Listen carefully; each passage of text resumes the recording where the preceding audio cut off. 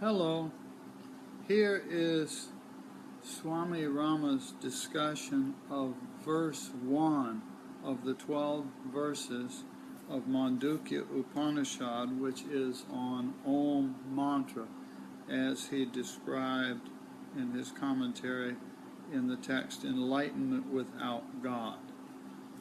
This is verse 1, translation and commentary.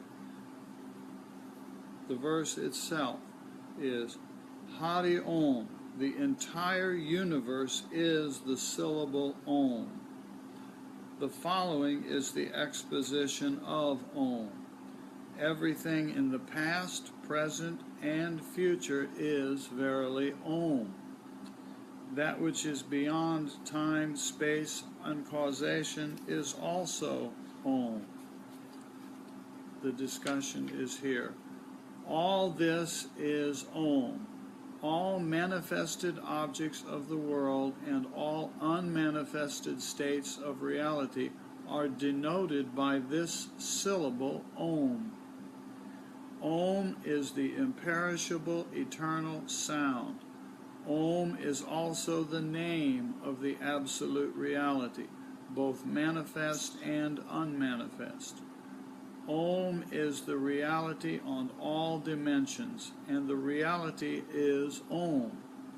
The aspect of reality that manifested in the past remains manifest in the present and will manifest in the future is Om.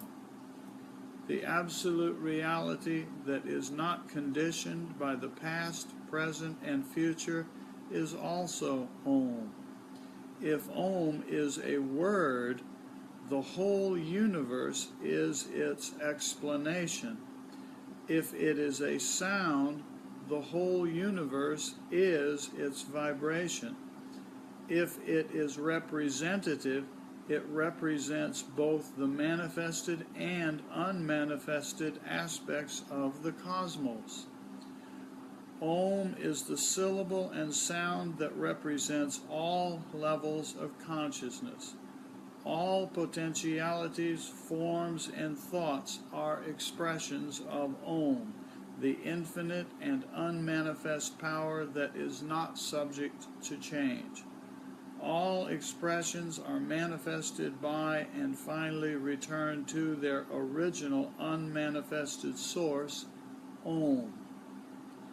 All other words have been derived from this eternal word, which is the name of the absolute reality. Om is the eternal source of speech, Vak. All phenomena and all desires emanate from this source, Om. The fulfillment of all desires depends upon knowledge of it, and one's desires are fulfilled in proportion to one's progress towards it. Worldly pleasures are transient, but the truth reveals eternal wisdom and bliss. Om is the eternal sound that expands the individual consciousness to universal consciousness. The aspirant who meditates on Om and contemplates on its meaning understands the absolute truth. Om is a syllable, a symbol, and a sound that does not belong to any particular language. When one studies the symbol, the syllable, and the sound individually and collectively, one receives the knowledge of all the levels of reality, gross, subtle, subtlemost, and beyond.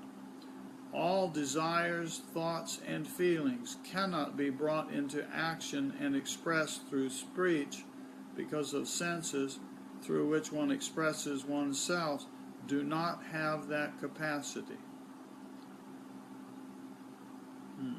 All desires, thoughts, and feelings cannot be brought into action and expressed through speech because the senses through which one expresses oneself do not have that capacity.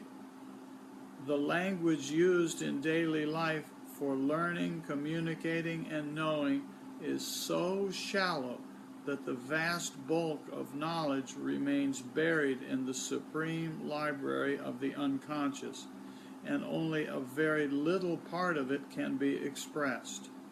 One's desires, thoughts, and feelings, therefore, mostly remain untranslated, and the more one learns of the reality of inner levels, the more one finds difficulty in the limitations of human language. Sages often used symbols such as Om and interpreted them to make their students aware of an aspect of knowledge that could not be expressed by language. All the symbols that travel in the mental train during the dream state and meditation are not meaningless. They have definite content, and they are translated according to the context and nature of the dream.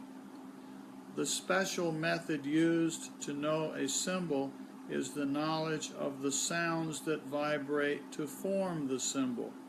Suppose one makes a sound by clapping two hands. That sound will vibrate and create a particular form. By studying the form, one can study the quality and intensity of the sound and its vibrations. And by studying the sound, one can also come to know the form. The entire Upanishadic teachings are condensed in the knowledge of Om. One who knows Om in theory and practice knows everything about life, the universe, and the absolute truth. The teachings of the Upanishads are higher than those of other scriptures. The words of the seers are meaningful and applicable and are full of knowledge and wisdom, for they originate at the deepest level of consciousness. But the knowledge that comes through the intellect and mind in an academic and scholastic way is inferior to the knowledge received by the sages in deep contemplation and meditation. The sayings of the sages have a profound impact on the hearts and minds of aspirants, while the knowledge derived through the intellect is incomplete and has no lasting effect. Swami Rama talking about verse 1 of the 12 verses of Mandukya Upanishad. All about Om. All about Om. Om Tat Sat. Thank you for listening. Om Tat Sat. Bye-bye. Om Tat Sat.